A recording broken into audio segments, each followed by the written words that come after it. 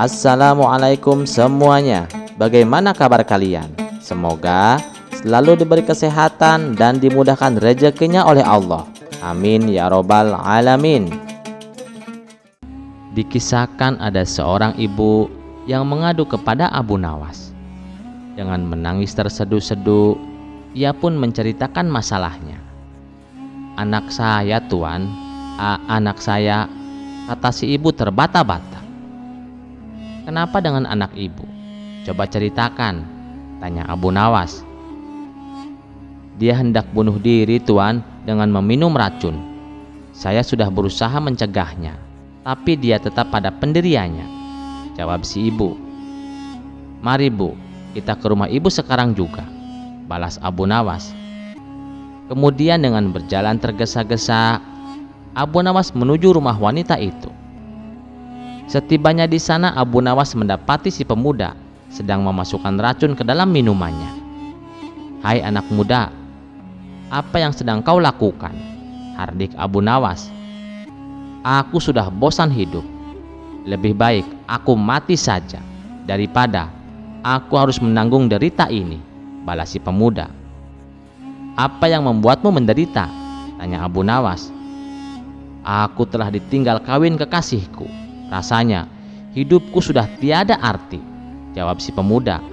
"Sabarlah dulu. Di dunia ini wanita kan masih banyak, bukan hanya dia," tukas Abu Nawas. "Iya Tuan, tapi aku merasa aku tak mungkin bisa lagi mendapatkan gadis secantik dia," ujar si pemuda. "Oh, jadi hanya karena kecantikannya? Itu sih mudah dicari.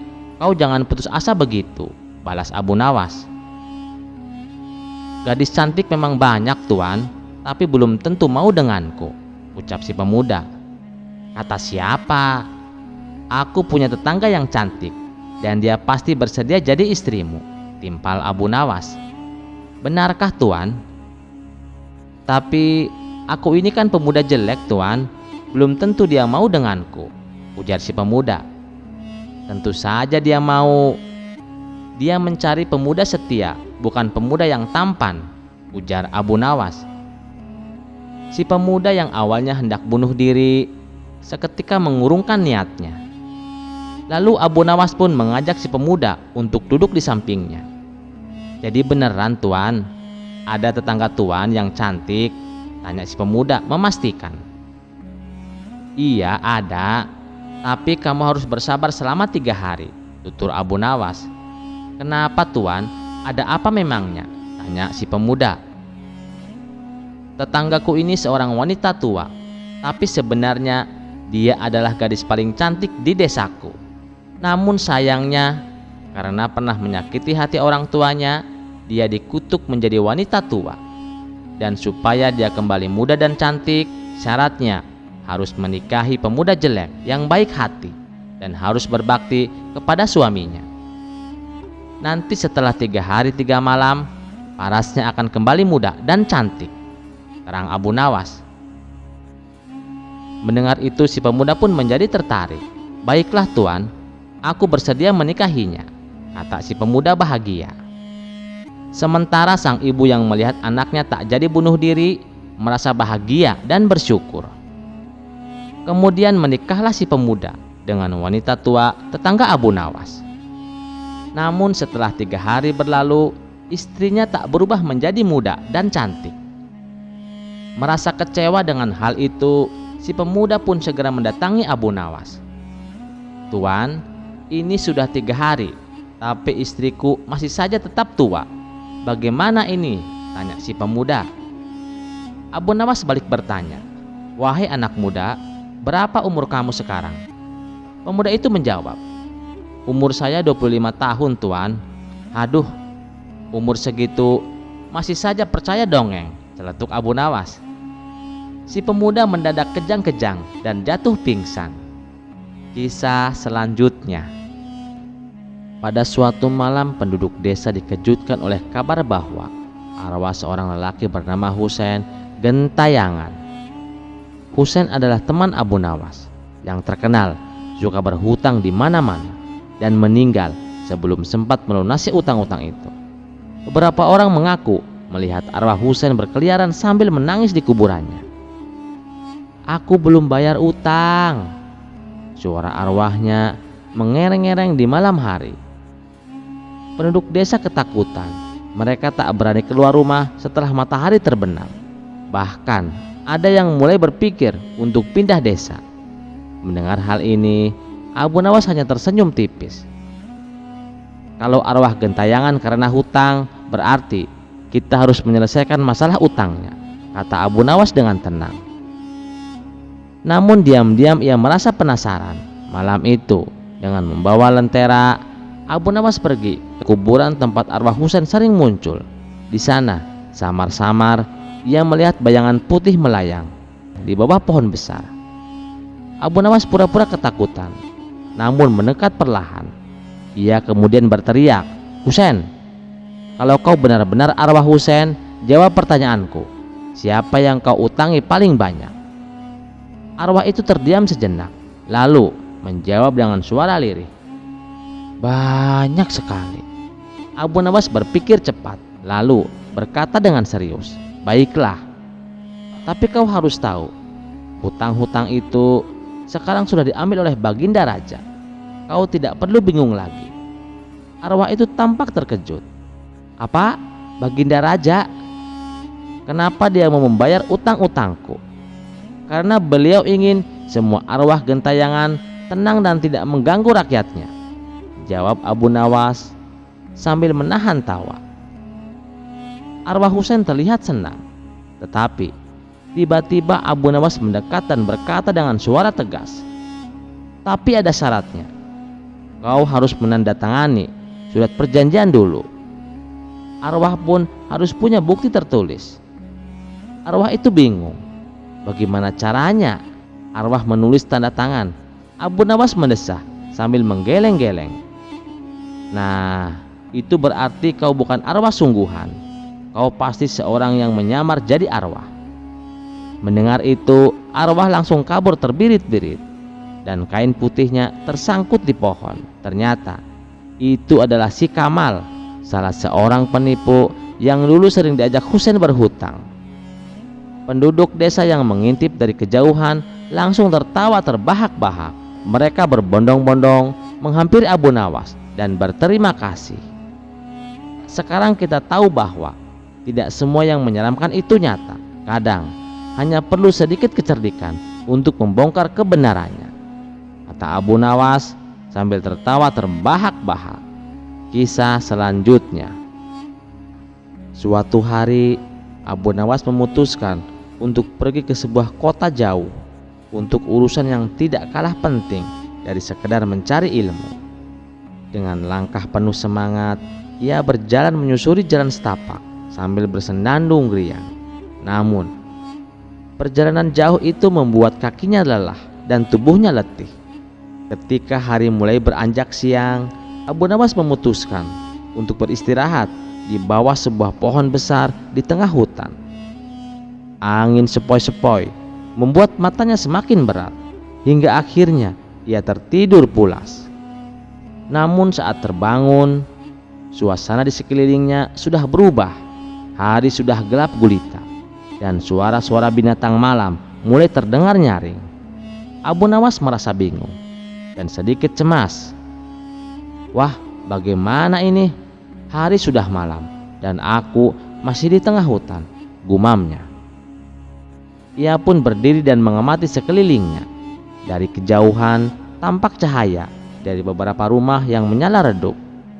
"Syukurlah ada kampung di dekat sini," ujarnya dengan lega. Dengan langkah hati-hati, Abu Nawas berjalan menuju kampung itu. Sesampainya di sana, ia mendapati kampung tersebut tampak sunyi, namun cukup terang oleh lampu minyak. Abu Nawas mengetuk pintu salah satu rumah. Seorang wanita membuka pintu dan tersenyum ramah. "Silahkan masuk, Tuan. Anda pasti lelah." "Terima kasih, Bu," kata Abu Nawas sambil tersenyum sopan. Setelah masuk, wanita itu menawarkan makanan dan minuman. Sambil makan, Abu Nawas pun bertanya, "Apa nama kampung ini, Bu?" Wanita itu menjawab sambil tersenyum samar, "Ini adalah kampung janda, Tuan. Semua wanita di sini adalah janda." Abu Nawas tersedak mendengar jawaban itu. "Oh, jadi kampung ini hanya dihuni oleh janda?" Wanita itu mengangguk. "Benar, Tuan. Dan ada satu peraturan di sini, Tuan. Setiap pria yang datang ke kampung ini harus menikahi salah satu dari kami sebelum ia diizinkan pergi." Abu Nawas terperanjat. Ia merasa seperti masuk ke dalam sebuah jebakan. Bagaimana bisa ia menikah hanya karena kebetulan bermalam di sini? "Wah, gawat," pikir Abu Nawas. "Aku harus mencari cara untuk keluar dari sini tanpa harus menikah." Abu Nawas pun berpikir keras semalaman. Keesokan paginya, para janda sudah berkumpul di depan rumah, menunggu Abu Nawas keluar. Mereka siap untuk memilih Abu Nawas sebagai suami. Dengan tenang, Abu Nawas keluar dan tersenyum lebar. "Wahai ibu-ibu sekalian, aku merasa sangat terhormat sudah diizinkan menginap semalam."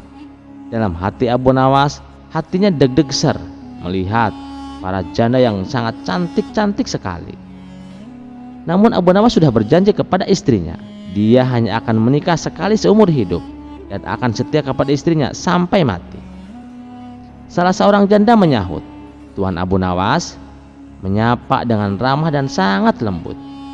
"Tuan, Tuan bisa memilih salah satu dari kami para janda untuk dijadikan istri Tuan." Lalu Abu Nawas menjawab, "Ibu-ibu, sebelum aku menikahi salah satu dari kalian, aku harus menjalankan ritual khusus yang diwariskan oleh keluargaku." Para janda terheran-heran. "Ritual apa itu?" tanya salah satu dari mereka. Abu Nawas menjawab dengan serius, "Aku harus berlari keliling kampung 3 kali sambil meneriakkan doa khusus. Jika aku berhasil menyelesaikan ritual ini, barulah aku bisa menikah." Para janda merasa tidak ada yang aneh dengan permintaan itu dan mereka menyetujuinya. Abu Nawas pun mulai berlari. Sambil berlari, ia mengucapkan doa keras-keras. Namun, sebenarnya ia mulai mempercepat langkahnya. 1 putaran selesai, ia semakin cepat. 2 putaran selesai, ia seperti angin. Dan saat memulai putaran ketiga, tiba-tiba Abu Nawas langsung lari ke arah hutan. "Wahai para ibu-ibu, tunggu aku di sini. Aku akan segera kembali," teriaknya sambil berlari kencang. Para janda sadar bahwa mereka telah dikelabui oleh Abu Nawas. Mereka hanya bisa saling pandang dengan wajah yang penuh kekesalan. Kisah selanjutnya.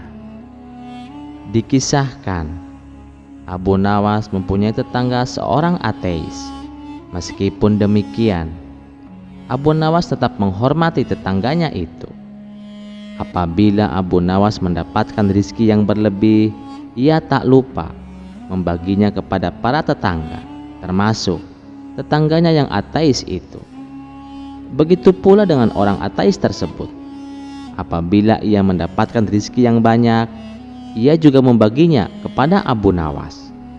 Keduanya hidup rukun dan saling menghormati, meskipun keyakinan mereka berbeda tentang Tuhan. Namun ada satu hal yang membuat tetangga ateis tidak suka dengan perilaku Abu Nawas. Setiap orang ateis ini berangkat kerja, Abu Nawas selalu berkata kepadanya, "Alhamdulillah," manakala dirinya melintas tepat di depan rumah Abu Nawas. Sebenarnya, ucapan tersebut bukanlah untuk mengolok-olok dirinya selaku ateis, karena Abu Nawas selalu mengatakan Alhamdulillah kepada siapapun yang lewat di depan rumahnya.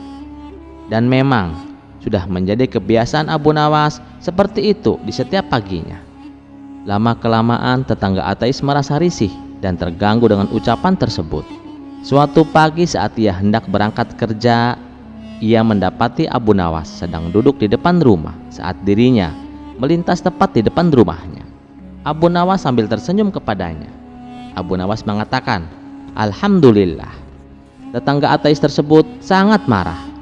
Dia berkata, "Tidak ada Tuhan," teriaknya dengan mata melotot. Abu Nawas sontak terkejut melihat tetangganya yang tiba-tiba marah. "Hai kawan, kenapa kau begitu emosi? Memangnya apa salahku?" tanya Abu Nawas heran. "Aku tidak suka dengan ucapanmu. Jangan ucapkan kata-kata itu di depanku," bentak orang ateis tersebut. Karena tak ingin ribut dengan tetangganya, Abu Nawas memilih untuk mengalah. "Baiklah kawan, aku tidak akan mengulanginya," ucap Abu Nawas. Akibat kejadian itu, hubungan akrab mereka berdua menjadi renggang. Sebenarnya Abu Nawas sudah berusaha untuk tetap menjalin silaturahmi. Namun, sepertinya tetangga ateis tersebut justru malah menjauhinya. Pada suatu malam, Abu Nawas merasakan lapar yang amat sangat. Sedangkan dirinya tak punya uang sepeser pun untuk membeli makanan. Selepas sholat Isya, Abu Nawas berdoa, "Ya Allah, saya sedang mengalami masa sulit. Saya tidak punya uang dan tidak juga punya pekerjaan. Berikanlah hamba rizki ya Allah. Malam ini saya sangat lapar. Saya membutuhkan makanan," ucap Abu Nawas dalam doanya. Rupanya doa Abu Nawas ini didengar oleh tetangga yang ateis itu. Maka muncullah ide sial di benaknya. Aku akan mengerjain Abu Nawas, sekaligus membuktikan bahwa Tuhannya tidak bisa memberinya makan, pikir tetangga ateis tersebut. Kemudian tetangga ateis itu pergi ke warung untuk membeli beberapa potong roti. Roti tersebut lalu dimasukkan ke dalam kantong yang besar. Tak lupa juga ia menyelipkan kertas di dalamnya, di mana kertas itu terdapat tulisan yang berbunyi, "Ini bukan dari Tuhanmu, ini dari tetanggamu yang ateis." Sepulangnya dari warung, ia meletakkan kantong besar tersebut tepat di depan pintu rumah Abu Nawas. Tetangga ateis itu lalu mengetuk pintunya dan langsung bersembunyi di balik semak-semak. Ia penasaran, ingin tahu apa reaksi Abu Nawas ketika menerima hadiah darinya. Sementara Abu Nawas yang sedang khusyuk berdoa segera menghentikan doanya karena ia mendengar pintu rumahnya diketuk. Saat Abu Nawas membuka pintu, ia terkejut melihat ada kantong besar di depannya. Karena penasaran, ia segera membuka kantong tersebut. Setelah dibuka, ternyata isinya beberapa roti yang lezat. Abu Nawas langsung bersujud sebagai tanda rasa syukurnya. "Alhamdulillah ya Allah," ucap Abu Nawas setengah teriak. Namun tiba-tiba ia dikagetkan oleh secari kertas yang berada di antara tumpukan roti itu. Begitu ia mengambil dan membacanya, ternyata kertas itu bertuliskan, "Ini bukan dari Tuhanmu, ini dari tetanggamu yang ateis." Sejenak Abu Nawas terdiam. Dia pasti sedang mengawasiku dari suatu tempat. Dia mencoba menggoda keyakinanku, pikir Abu Nawas. Dengan suara lantang, Abu Nawas berteriak, "Terima kasih ya Allah, Engkau telah mengirimku makanan melalui setan. Dan setan pula yang membayar semua makanan ini." Tetangga ateis tersebut tentu saja menjadi kecewa. Ia tak menyangka disebut setan oleh Abu Nawas. "Dasar kurang ajar, bukannya berterima kasih padaku, tapi justru berterima kasih kepada Tuhannya. Malah aku disebutnya sebagai setan," gerutuknya dalam hati. Kisah selanjutnya. Suatu malam di sebuah desa kecil, Abu Nawas sedang menikmati hidangan malamnya di rumah sederhana miliknya. Baru saja ia ingin menyuap sesuap roti hangat, tiba-tiba terdengar ketukan keras di pintu. Tok, tok, tok. Abu Nawas memandang pintu dengan curiga. Siapa pula yang mengetuk malam-malam begini, pikirnya. Namun ia tidak langsung membuka pintu. Dengan hati-hati ia bertanya dari dalam, "Siapa di luar sana?" Suara serak dari luar menjawab, "Aku hanya ingin menyampaikan undangan pernikahan dari Tuan Abdul Karim."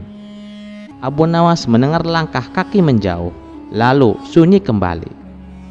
Ketika ia membuka pintu, Tidak ada siapa-siapa. Yang ada hanya secarik undangan tergeletak di depan pintu. Undangan itu bertuliskan, "Pernikahan besar Tuan Abdul Karim di Lembah Gurun Gersang, malam ini juga, malam 1 Muharram." Pesta pernikahan di tengah gurun? Wah, pasti hidangannya banyak, ujar Abu Nawas sambil mengusap perutnya yang mulai keroncongan. Karena Abu Nawas penasaran, Abu Nawas pun mengajak sahabatnya untuk datang ke pernikahan besar Tuan Abdul Karim. Mereka pun berangkat sebelum maghrib agar tidak kemalaman. Setibanya di Lembah Gurun Gersang, mereka disambut anak muda berwajah pucat yang mengaku tetangganya Tuan Abdul Karim. Ia mengantar Abu Nawas dan sahabatnya ke lokasi pernikahan. Suasana pesta tampak meriah tapi aneh. Cahaya obor berkelip-kelip seperti ingin padam, dan para tamu berpakaian serba hitam dengan wajah kaku. Namun hidangan di meja terlihat menggugah selera. Ada kebab harum, nasi kebuli, dan baklava berkilauan. Tanpa pikir panjang, Abu Nawas langsung menyantap makanan itu dengan lahap. Sementara itu, sahabatnya duduk diam tanpa menyentuh apapun. "Kenapa kau tidak makan? Ini lezat sekali," tanya Abu Nawas sambil mulutnya penuh makanan. "Aku merasa ada yang tidak beres, Abu Nawas. Orang-orang ini tidak berkedip sama sekali," sahut sahabatnya ketakutan. Namun Abu Nawas malah semakin semangat makan. Setelah puas makan, Abu Nawas bersiap pulang. Ia pun menyelipkan beberapa potong baklava dan kebab ke sakunya. Pengantin pria yang tinggi menjulang dan pucat menyelaminya dengan tangan dingin seperti es. Dalam perjalanan pulang, Abu Nawas merasa waktu baru sekitar jam 9 malam. Namun ketika sampai di desa, azan subuh berkumandang. Ia pun bingung. Sesampai di rumah, ia ingin memberikan baklava itu kepada ibunya. Namun ketika ia mengeluarkan makanan dari sakunya, alangkah terkejutnya ia melihat gumpalan darah dan sampah busuk. Ya ampun! Abu Nawas memegangi perutnya yang mual-mual. Ia langsung berlari ke halaman dan muntah-muntah. Sahabatnya berkata, "Aku kan sudah bilang Abu Nawas, jangan membawa makanan itu. Itu adalah makanan jin. Dan pesta pernikahan itu juga adalah pesta pernikahan jin." Abu Nawas mengusap mulutnya dan menjawab sambil tersenyum licik, "Tenang saja, suatu saat aku akan balas mengundang mereka ke pestaku." "Untuk apa, Abu Nawas?" tanya sahabatnya. Abu Nawas tertawa. "Biar mereka makan baklava yang kucelupkan ke kuah sandal dan nasi kebuli dari pasir betulan. Lihat saja nanti siapa yang lebih pintar mengerjai." Mereka berdua tertawa terbahak-bahak meskipun perut Abu Nawas masih terasa mual. Namun ia sudah menyusun rencana licik untuk membalas kaum jin. Kisah selanjutnya. Dikisahkan ada seorang ulama sufi yang terkenal akan sifat bijaknya. Setiap kali ia memutuskan suatu masalah, selalu dipikirnya matang-matang. Bahkan untuk bicara pun ia senantiasa berhati-hati. Jangan sampai ada kata-kata yang membuat sakit hati lawan bicaranya. Dan ternyata sang sufi ini kurang setuju dengan cara berpikir Abu Nawas. Ketika menyelesaikan suatu permasalahan, ia menganggap apa yang dilakukan Abu Nawas meskipun tujuannya baik, tapi ada saja pihak yang tersakiti hatinya. Tentu ini sangat berlawanan dengan cara berpikir sang sufi. Ketika suatu hari Baginda Raja mendengar tentang sosok sang sufi yang bijak, beliau sangat tertarik dan ingin mengangkatnya sebagai penasihat istana. Maka diajaklah Abu Nawas untuk menemani Baginda Raja menemui sang sufi tersebut. Dan singkat cerita, sampailah mereka berdua di rumah sang sufi. Kebetulan saat itu hujan turun sangat lebat, sehingga suasana terasa sangat dingin. Lalu Sang Supi mengajak tamu-tamunya itu duduk di sebelah api unggun di dalam rumahnya untuk menghangatkan badan. Di hadapan Sang Supi, Baginda meminta suatu pituah tentang bagaimana seharusnya bersikap sebagai seorang raja. Lalu Sang Supi memberi beberapa nasihat. Paduka, meskipun Paduka adalah raja yang adil, tapi Paduka harus menjaga lisan saat bertutur kata.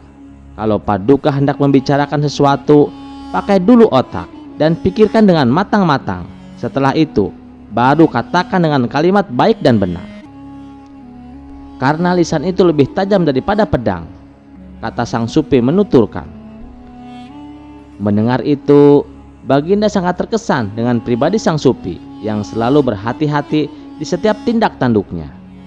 Di sela-sela obrolan yang serius itu, tiba-tiba Abu Nawas berceletuk. Tuan Sufi, aku ingin mengatakan sesuatu. Apakah boleh, Tuan? Sesaat Sang Supi menatap tajam ke arah Abu Nawas. Pasti dia akan berkata yang menakjubkan. Aku sudah tahu tutur katanya yang selalu menipu. Tapi aku sudah siap jawabannya. Justru ini saat yang tepat untuk menasihatinya, pikir Sang Sufi. Kalau menyangkut kebenaran, silahkan katakan saja. Dan ingat, jangan gunakan lisan untuk berkata yang tidak ada gunanya. Juga, sebelum kamu berkata, berhati-hatilah.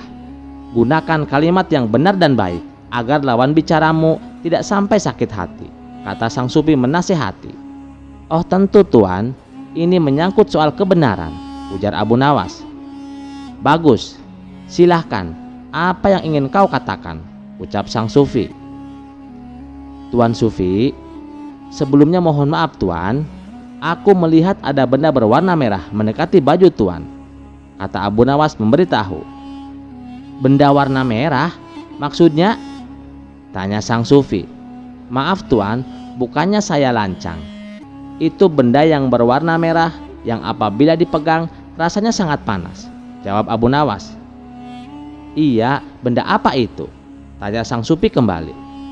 Saya mohon maaf sekali lagi Tuan, sepertinya sepercik api unggun mulai membakar jubah Tuan, jawab Abu Nawas. Seketika itu Sang Supi melihat jubah yang sebagian sudah hangus terbakar. Kenapa kamu tidak langsung memberitahuku? Jangan berkata bertele-tele seperti itu, kata Sang Supi merasa geram. Tuan, ini kan sesuai dengan nasihat Tuan. Aku harus berpikir dulu sebelum mengatakannya. Aku tak ingin Tuan sampai sakit hati mendengarnya, balas Abu Nawas cengengesan. Sang Supi segera melepaskan jubahnya dan memadamkan api yang menempel. Sementara Baginda Raja spontan tertawa melihat tingkah laku Abu Nawas ini. Kisah selanjutnya. Suatu hari di pasar Baghdad, Abu Nawas melihat seorang tukang ramal dikelilingi banyak orang. Dengan percaya diri, tukang ramal itu berkata, "Aku bisa membaca masa depan siapa saja. Serahkan 1 dirham dan aku akan memberitahu nasibmu." Abu Nawas yang terkenal cerdik tidak melewatkan kesempatan ini. Ia mendekati tukang ramal dengan senyum khasnya dan berkata, "Wahai peramal, aku ingin tahu tentang masa depanku. Apakah aku akan menjadi kaya raya?" Tukang ramal itu menutup matanya dan berkata dengan penuh keyakinan, "Aku melihat keberuntungan besar menghampirimu. Kau akan mendapatkan harta yang melimpah dalam waktu yang dekat." Abu Nawas mengangguk kecil dan bertanya, "Wahai peramal hebat, jika kau tahu masa depan, tentu kau tahu masa lalu. Katakan, apa yang aku lakukan kemarin?" Tukang ramal terdiam sejenak, lalu menjawab, "Kemarin kau pasti sedang menghadiri acara penting." Abu Nawas tertawa keras dan berkata, "Kemarin aku tidur sepanjang hari di rumah." Abu Nawas melanjutkan, "Sepertinya kau hanya mengarang cerita, Tuan." Kerumunan mulai tergelak, tapi tukang ramal itu tidak menyerah begitu saja. Kemudian ia berkata, "Kalau begitu beri aku 1 dirham lagi, dan aku akan memberitahumu sesuatu yang lebih akurat." Abu Nawas tersenyum licik.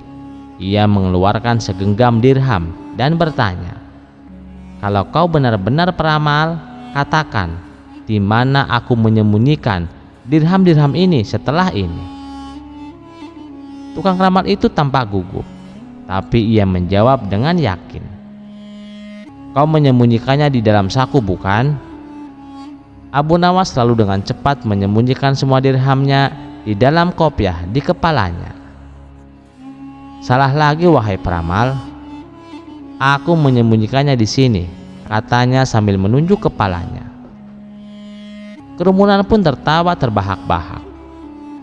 Tukang ramal itu mulai kehilangan wibawa, tetapi masih mencoba untuk mempertahankan harga dirinya. Namun Abu Nawas belum selesai. Ia berpura-pura serius dan berkata, "Tunggu sebentar. Jika kau benar-benar peramal, katakan padaku, apa yang akan terjadi 5 menit lagi?" Tukang ramal berkata, "5 menit lagi kau akan menyesal karena telah meragukanku." Abu Nawas tersenyum dan berkata, "Baiklah, coba kita lihat."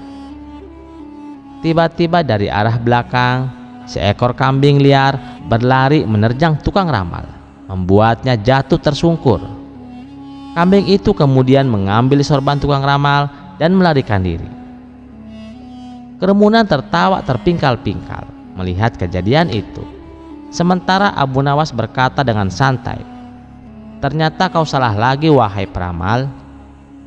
Kali ini aku tidak menyesal. Aku senang telah menyaksikan hiburan gratis." Tukang ramal itu akhirnya kabur dengan malu. Sementara Abu Nawas pergi dengan puas, meninggalkan semua orang dalam tawa riuh. Kisah selanjutnya.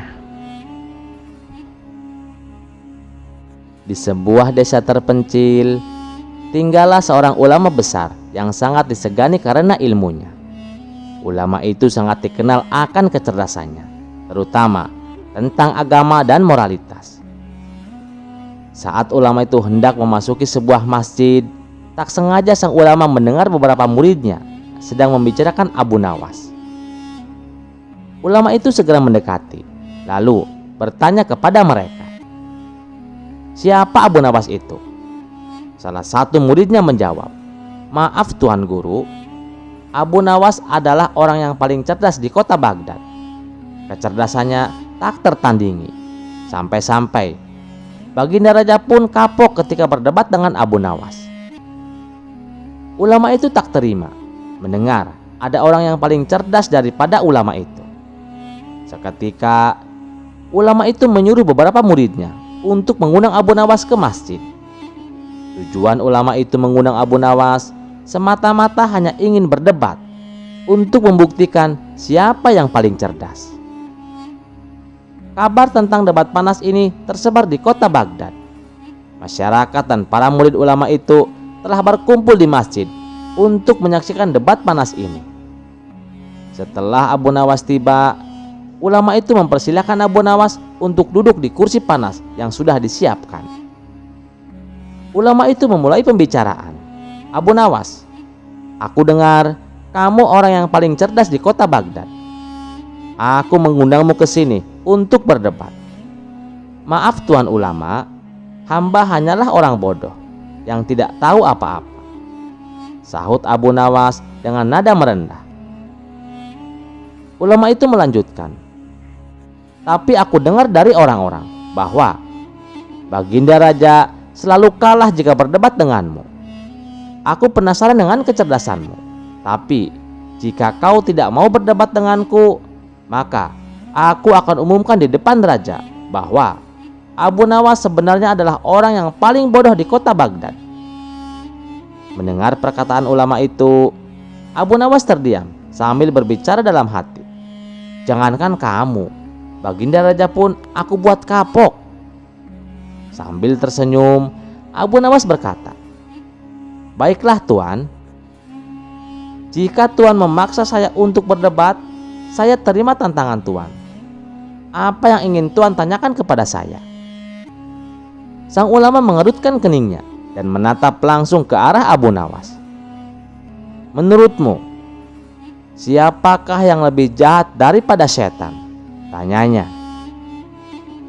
Abu Nawas mengangguk perlahan, menunjukkan bahwa ia memahami betul betapa mendalamnya pertanyaan itu. Semua orang di masjid itu terdiam, menunggu dengan penuh antusias apa jawaban Abu Nawas. "Ya Tuan," Abu Nawas memulai dengan suara tenang. "Setan memang makhluk yang dilaknat dan bertugas menggoda manusia untuk melakukan kejahatan. Namun, jika Tuan menanyakan siapa yang lebih jahat daripada setan, maka izinkan saya menjawab. Manusia itu sendiri bisa menjadi lebih jahat daripada setan." Mendengar jawaban itu, ulama tersebut tampak terkejut dan sedikit penasaran. "Apa maksudmu, Abu Nawas? Bagaimana mungkin? Manusia adalah ciptaan Allah yang paling mulia. Kenapa bisa lebih jahat dari setan yang terkutuk?" Abu Nawas tersenyum tipis dan mulai menjelaskan. "Setan memang selalu menggoda manusia. Ia menanamkan keinginan-keinginan jahat di hati manusia. Tetapi setan hanya bisa membisikkan. Manusia memiliki kehendak, bebas untuk memilih antara mengikuti godaan setan atau tetap berada di jalan kebenaran." Kemudian dengan penuh keyakinan Abu Nawas melanjutkan, "Namun ada manusia yang telah menerima godaan. Mereka justru melakukan kejahatan dengan kesadaran penuh. Bahkan mereka menjadi terbiasa melakukan keburukan. Mereka tidak lagi memerlukan godaan setan karena kejahatan sudah tumbuh dalam hati mereka sendiri. Mereka melakukan perbuatan buruk dengan kesadaran yang utuh, tanpa penyesalan atau rasa takut kepada Allah." Ulama itu terdiam mendengar penjelasan Abu Nawas yang sederhana tapi mendalam maknanya. Namun, ia belum sepenuhnya puas. "Apakah ada contoh yang lebih jelas, Abu Nawas, agar kita semua bisa memahaminya lebih baik?" Abu Nawas berpikir sejenak, lalu berkata, "Baik Tuan, izinkan saya memberikan sebuah contoh. Bayangkanlah seorang pencuri.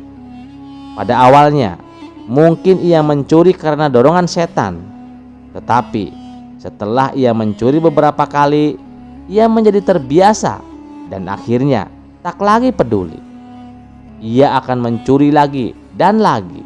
Bahkan ia akan mulai merugikan orang tanpa ada rasa bersalah. Ia tak hanya berhenti pada mencuri, tetapi ia mungkin mulai melakukan kejahatan yang lebih besar demi keuntungannya sendiri." Orang-orang di masjid itu mulai mengangguk, memahami maksud Abu Nawas. Sang ulama pun berpikir keras, mengakui kebenaran dalam kata-kata Abu Nawas. "Tapi bagaimana kita tahu," tanya ulama itu lagi, "bahwa mereka benar-benar lebih jahat daripada setan?" Abu Nawas menjawab dengan mantap, "Tuan, setan pada akhirnya hanya memiliki satu tujuan, untuk membuat manusia berdosa. Namun, manusia yang telah dikuasai oleh keburukan di hatinya bisa saja merugikan orang lain, bahkan banyak orang, demi kepentingannya sendiri tanpa peduli apakah perbuatannya benar atau salah. Bahkan, mereka bisa berbohong, menipu, mencuri, atau bahkan membunuh hanya untuk memuaskan keinginan mereka sendiri. Setan hanya membisikkan keburukan, tetapi manusia yang jahat bisa berbuat lebih dari itu. Mereka bisa memaafkan keburukan itu untuk tujuan pribadi yang lebih besar, untuk keserakahan atau kekuasaan. Ini yang membuat mereka lebih jahat daripada setan itu sendiri." Ulama itu terdiam sejenak, lalu ia tersenyum, merasa puas dan kagum dengan penjelasan Abu Nawas. Ia pun mengakui akan kecerdasan Abu Nawas. Ulama itu lalu berkata, "Abu Nawas, kamu benar-benar cerdas. Raja dibuat kapok oleh kecerdasanmu." Ulama itu kemudian melanjutkan, "Engkau benar Abu Nawas," katanya. "Bukan hanya setan yang bisa menyesatkan. Hati manusia yang kotor ketika tidak lagi takut kepada Allah dan tidak lagi merasa malu bisa menjadi jauh lebih jahat dari setan." Sejak hari itu, masyarakat mulai berhati-hati pada perbuatan mereka karena mereka sadar bahwa keburukan bukan hanya dari godaan setan, tetapi juga bisa datang dari hati mereka sendiri jika mereka tidak menjaga iman dan akhlak. Kisah selanjutnya. Dikisahkan ada 3 orang pemuda miskin yang ingin merubah hidupnya menjadi orang sukses tanpa harus bekerja ataupun berusaha. Mereka adalah Abu Nawas, Amar, dan Hafiz. Ketiga orang ini hidup di daerah Syam. Suatu hari mereka bertiga terlibat pembicaraan yang serius. Mereka sedang membicarakan tentang sosok Nabi Khidir. Konon, Nabi Khidir hanya bisa ditemui oleh orang-orang tertentu seperti para waliullah. Namun bagi orang-orang awam tentu sangatlah sulit. Adapun kebiasaan Nabi Khidir, setiap datang musim haji, beliau menunaikan sholat Jumat di Masjidil Haram. Tapi bila hari Jumatnya bertepatan dengan hari wukuf, dan pada hari itu, hari wukuf kebetulan jatuh pada hari Jumat. Bila bisa bertemu dengan Nabi Khidir, kita bisa meminta didoakan apa saja. Kita bisa kaya tanpa harus bekerja keras, kata Abu Nawas. Tapi kan, untuk bisa bertemu dengan beliau sangatlah sulit, sambung Amar. Jangan khawatir, bukankah musim haji tahun ini wukufnya jatuh pada hari Jumat? Yang saya dengar, di hari tersebut Nabi Khidir sholat Jumatnya di Masjidil Haram. Kita cari beliau di sana, usul Abu Nawas.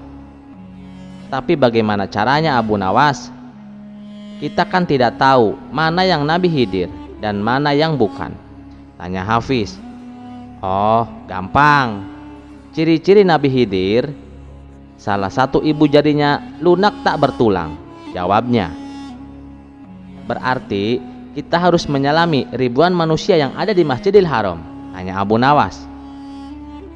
Itulah yang sulit, keluh orang yang bernama Amar. Tapi kan tidak ada salahnya kalau kita coba, ujar Hafiz.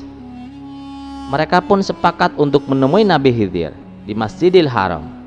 Maka pada keesokan harinya berangkatlah mereka menuju tanah suci Makkah. Mereka pergi dengan bekal seadanya. Perjalanan yang mereka tempuh alangkah sulitnya. Telah 2 minggu lamanya mereka berjalan kaki, menempuh padang pasir yang luas dan gersang. Tapi belum juga sampai ke tempat yang dituju, berbagai macam rintangan telah mereka hadapi. Bukan hanya sekedar kekurangan air dan makanan, tapi juga bahaya yang mengancam jiwanya. Kadangkala mereka harus menghadapi orang-orang jahat. Kalaulah tidak dengan tekad yang kuat, tentu mereka sudah mengurungkan niatnya. Terkadang timbul juga rasa takut dan putus asa. Tetapi bila ingat Nabi Khidir, bangkitlah semangatnya. Akhirnya semua rintangan tersebut dihadapinya dengan sabar dan tabah. Segala penderitaan dalam perjalanan dianggap sebagai cobaan. Mereka begitu semangat untuk bertemu dengan Nabi Khidir. Sementara itu, keadaan mereka bertiga semakin lemah. Kakinya bengkak-bengkak karena dibakar oleh panasnya padang pasir yang gersang. Apabila siang hari, mereka dibakar oleh panasnya matahari, dan bila malam hari, hawa dingin mencekam di sekujur tubuhnya. Semua itu dihadapinya dengan tabah. Ketika hampir tiba di kota Makkah, mereka menjumpai pemandangan yang menyedihkan. Waktu itu, daerah yang dilewatinya sedang dilanda wabah kolera yang luar biasa. Banyak warga yang tertular dan akhirnya meninggal. Tetapi untunglah mereka bertiga selalu dalam keadaan sehat. Dan pada keesokan harinya sampailah mereka ke tempat tujuan, yaitu kota Makkah Al-Mukarramah. Betapa bahagianya mereka bertiga. Tanpa terasa, berlinanglah air matanya. Segala penderitaan mereka selama dalam perjalanan terasa hilang musnah seketika. Tidak ada perasaan lain kecuali kegembiraan. Dan pada waktu itu, kota Makkah sangat ramai. Ratusan ribu umat Islam berkumpul di sana, sedang menunaikan ibadah haji. Singkat cerita, tibalah waktu yang ditunggu-tunggu. Saat azan sholat Jumat berkumandang, mereka segera memasuki Masjidil Haram. Mereka lalu mengamati pintu mana yang paling banyak dilewati orang. Akhirnya, mereka pun menyusun sebuah rencana. Ketiga orang ini membagi tugas berjaga-jaga di depan pintu masing-masing. Mereka mengambil posisi sholat Jumat tepat di samping pintu keluar. Ketika sholat Jumat telah selesai, mereka segera menuju pintu keluar. Tiap orang berdiri di depan pintu yang telah ditentukan. Kemudian dihadangnya semua orang yang lewat untuk dijabat tangannya. Tidak ada seorang pun yang dibiarkan lolos. Semua orang diajaknya bersalaman, diraba pangkal ibu jarinya. Barangkali orang yang diajak salaman adalah sosok Nabi Khidir. Setelah sekian lama, mereka belum juga menemukan. Entah sudah berapa ribu orang yang mereka ajak salaman. Mereka pun hampir putus asa. Ketika suasana masjid mulai sepi dengan jamaah, tiba-tiba Abu Nawas berteriak, "Nabi Khidir! Ini dia Nabi Khidir!" teriak Abu Nawas sambil terus memegangi lelaki yang sudah tua. Mendengar teriakan Abu Nawas, Ammar dan Hafiz langsung berlari menghampirinya. "Tuan Nabi Khidir bukan?" tanya Abu Nawas. "Ada apa ini? Lepaskan aku," balas lelaki tua tersebut. "Maaf kami Tuan, kami tidak akan melepaskan Tuan sebelum Tuan mengatakan siapa nama Tuan," ujar Abu Nawas sambil terus memegangi tangannya dengan erat. "Baiklah, aku memang Nabi Khidir. Lalu apa keperluanmu?" tanya Nabi Khidir. "Alhamdulillah, alangkah bahagianya kami semua. Begini wahai Nabiullah." Belum sempat Abu Nawas meneruskan kata-katanya, Nabi Khidir langsung memotongnya. "Aku sudah tahu maksudmu. Aku diutus oleh Allah memang untuk menemui kalian," tutur Nabi Khidir. "Kalian telah bersusah payah mencariku sampai ke sini. Sekarang, katakan apa yang kalian inginkan," tanya Nabi Khidir. "Saya ingin menjadi saudagar kaya," kata Ammar dengan penuh semangat. "Saya ingin menjadi raja yang berkuasa," sambung Hafiz tak mau kalah. "Kalau kamu Abu Nawas, apa yang kau inginkan?" tanya Nabi Khidir. "Kalau saya hanya ingin menjadi orang alim," jawab Abu Nawas agak malu-malu. Mendengar permintaan Abu Nawas, Nabi Khidir pun tersenyum kepadanya. "Baiklah, apa yang kalian inginkan akan kusampaikan kepada Allah. Aku akan berdoa untuk kalian supaya keinginan kalian terwujud. Tapi ingat, ketika kalian sudah menjadi sesuai dengan keinginan kalian, kalian tidak boleh sombong dan kikir. Ingatlah selalu akan asal-usulmu. Tetaplah berbuat baik," kata Nabi Khidir berpesan. "Insya Allah, kami akan menaati semua ucapanmu wahai Nabiullah," jawab mereka. "Lalu kemana kami harus pergi?" tanya Abu Nawas kepada Nabi Khidir. "Kau Ammar, pergilah ke arah timur, sedangkan kau Hafiz, pergilah ke arah barat, dan kau Abu Nawas, pulanglah ke kampung halamanmu."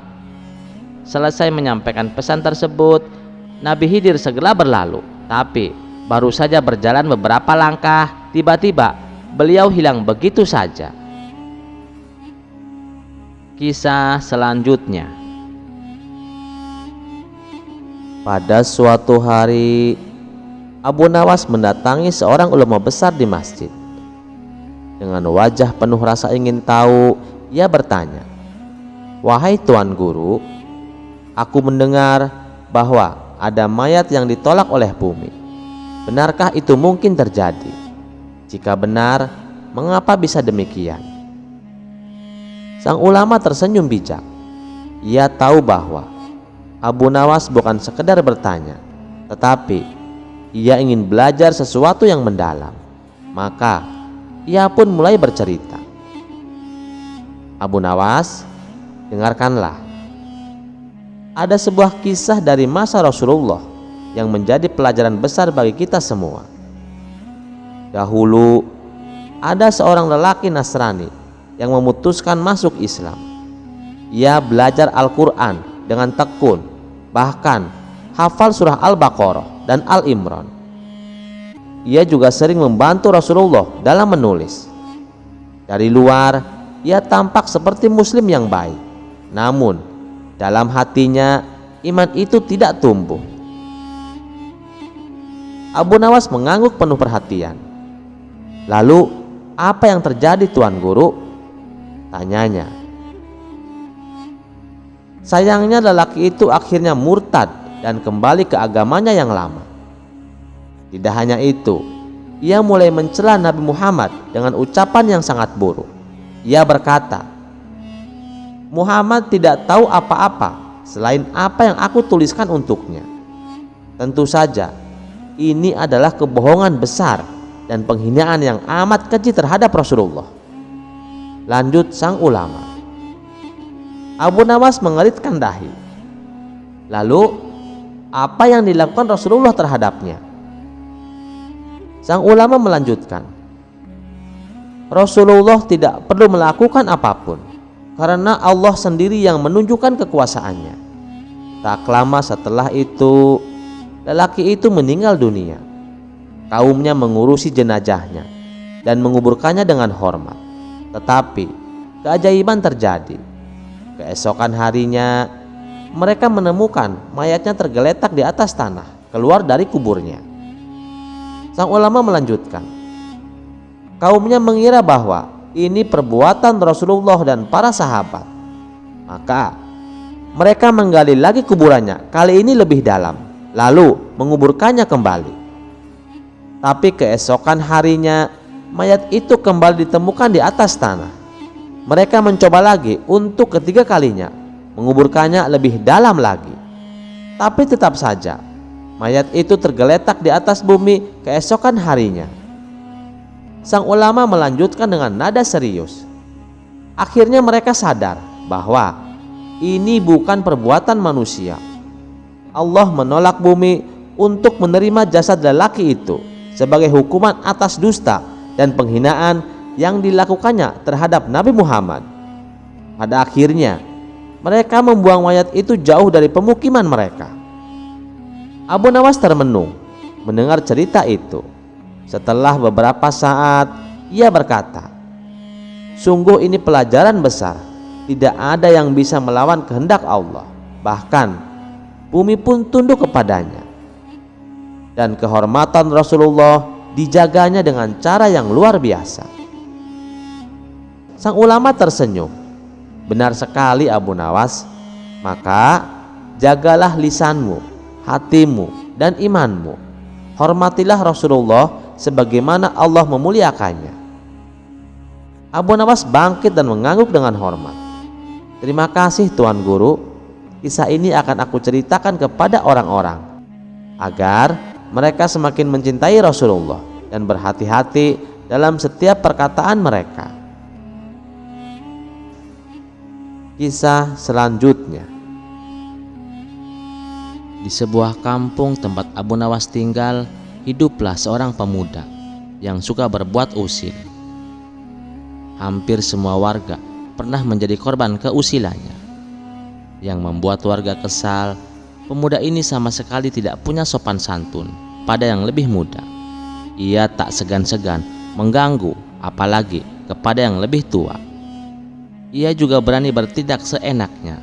Bagi si pemuda, yang penting ia puas dan bisa tertawa. Hingga pada suatu hari, si pemuda pun merasa suntuk. Ia memutuskan untuk berjalan-jalan keliling kampung. Saat sedang asik menikmati suasana perkampungan, dari kejauhan ia melihat seorang pria tua berjalan dengan tongkat. Pria itu tak lain dan tak bukan adalah Abu Nawas. Melihat Abu Nawas, si pemuda langsung terbesit ide untuk mengerjainya. Ia pun mengikuti Abu Nawas hingga sampai di sebuah warung tempat Abu Nawas biasa berkumpul dengan kawan-kawannya. Abu Nawas duduk santai bersama teman-temannya, sementara si pemuda menghampiri dengan wajah penuh rencana usil. "Kek, saya perhatikan kakek ini jalannya lambat, padahal kakek kan udah pakai tongkat," ujar si pemuda tanpa basa-basi. Kedatangan si pemuda yang tiba-tiba dan ucapannya yang kurang sopan membuat Abu Nawas sedikit terkejut.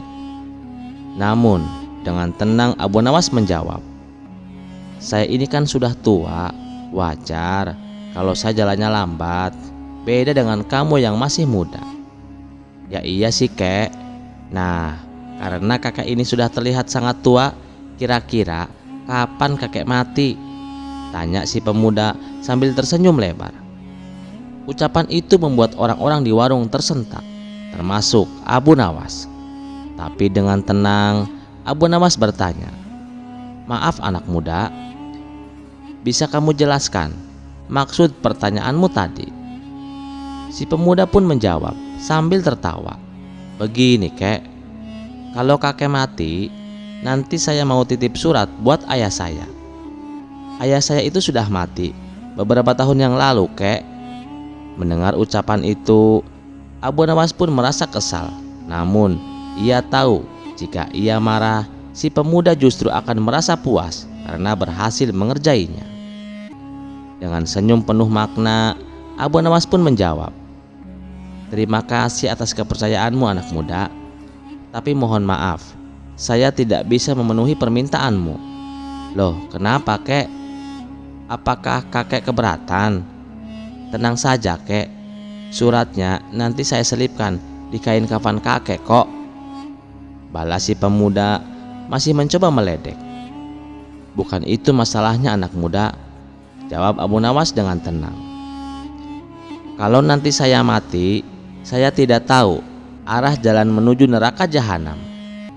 Tapi jangan khawatir, saya punya solusi. Lebih baik kamu pergi ke Mesir. Surat untuk ayahmu bisa dititipkan ke Fir'aun. Dia pasti tahu alamatnya." Spontan ucapan Abu Nawas membuat semua orang di warung tertawa terbahak-bahak. Mereka tidak bisa menahan gelak tawa hingga perut mereka terasa sakit. Sementara itu, wajah pemuda mendadak pucat dan menahan malu tanpa berkata apa-apa lagi. Pemuda itu langsung pergi meninggalkan warung dengan langkah yang gontai. Kisah selanjutnya. Suatu hari, Abu Nawas sedang berjalan-jalan di pasar. Ia menikmati suasana hiruk-pikuk di sana, sampai langkahnya terhenti oleh seorang saudagar kaya yang terkenal serakah. Saudagar itu menghampiri Abu Nawas sambil tersenyum sinis. "Hai Abu Nawas," sapanya. "Aku dengar kau punya banyak akal untuk mendapatkan uang. Apakah kau punya trik baru untuk membuatku lebih kaya lagi?" tanyanya dengan nada meremehkan. Abu Nawas hanya tersenyum kecil. "Oh, tentu saja Tuan Saudagar," jawabnya. "Aku bahkan bisa menjual sebuah bangunan yang sangat besar, mewah, dan tak ternilai harganya kepada Anda. Bangunan ini akan membuat Anda dihormati semua orang." Mata saudagar itu langsung berbinar. "Bangunan seperti itu di mana letaknya? Cepat tunjukkan padaku, dan aku akan membelinya berapapun harganya." Abu Nawas mengangguk sambil tersenyum. "Ikut denganku sekarang juga ke pusat kota. Anda akan melihatnya sendiri." Tanpa pikir panjang, saudagar itu mengikuti Abu Nawas ke tengah kota. Sesampainya di sana, mereka berdiri di depan sebuah masjid besar yang megah. "Ini dia," kata Abu Nawas dengan penuh percaya diri. "Masjid ini adalah bangunan paling indah di kota. Setiap hari ratusan orang datang ke sini. Jika Anda memilikinya, semua orang akan menghormati Anda." Saudagar itu memandangi masjid dengan penuh kekaguman. "Benar juga," gumamnya. "Masjid ini besar, kokoh, dan selalu ramai. Kalau aku memilikinya, aku pasti akan menjadi orang yang paling disegani di kota ini." Abu Nawas tersenyum licik. "Baiklah kalau begitu. Masjid ini kuberikan padamu seharga 100 keping emas." Tanpa pikir panjang, saudagar itu menyerahkan 100 keping emas kepada Abu Nawas. Setelah menerima uangnya, Abu Nawas segera pergi sambil menahan tawa. Keesokan harinya, saudagar itu kembali ke masjid dengan penuh kebanggaan. Ia berpikir untuk mulai menarik sewa dari orang-orang yang datang. Namun, ketika ia menyatakan kepemilikannya atas masjid, orang-orang di sana langsung marah. "Apa maksudmu mengaku-ngaku masjid ini milikmu? Ini rumah ibadah, bukan milik pribadi," seru mereka. Saudagar itu kebingungan dan merasa dipermalukan. Ia segera berlari mencari Abu Nawas untuk meminta penjelasan. Saat menemukannya, saudagar itu langsung memarahi Abu Nawas. "Kau menipuku, Abu Nawas. Kau menjual masjid yang bukan milikmu." Namun Abu Nawas tetap tenang. "Tuan saudagar, aku tidak pernah menipu Anda. Bukankah sudah kukatakan bahwa ini bangunan yang tak ternilai harganya dan dihormati oleh semua orang? Anda sendiri yang salah memahami. Lagi pula, masjid adalah rumah ibadah, bukan untuk diperjualbelikan." Saudagar itu terdiam, sadar bahwa keserakahan telah mempermalukannya di depan orang-orang. Sementara itu, para penduduk yang mendengarkan kisah ini tertawa terbahak-bahak, mengagumi kecerdasan Abu Nawas. Dan dari kejadian ini, saudagar itu pun akhirnya belajar satu hal penting: keserakahan hanya akan membawa kerugian. Sekian dulu perjumpaan kita kali ini. Sampai jumpa di kisah selanjutnya. Terima kasih yang sudah setia menonton channel ini. Wassalamualaikum warahmatullahi wabarakatuh.